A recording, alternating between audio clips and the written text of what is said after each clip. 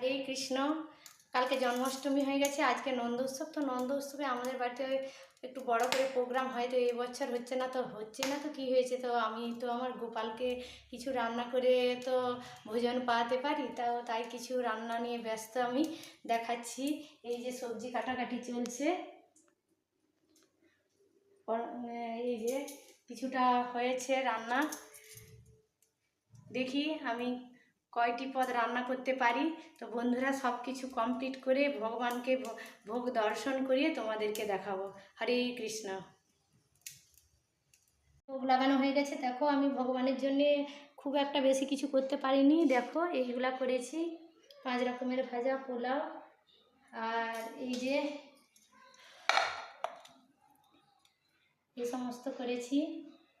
বাড়িতে নিজে রসগোল্লা বানিয়েছি, ক্ষীর মালাই বানিয়েছি, এই যে পরমান্ন, এই সমস্ত নিয়ে আজকের আমার নন্দ উৎসব পালন হচ্ছে। হরে কৃষ্ণ।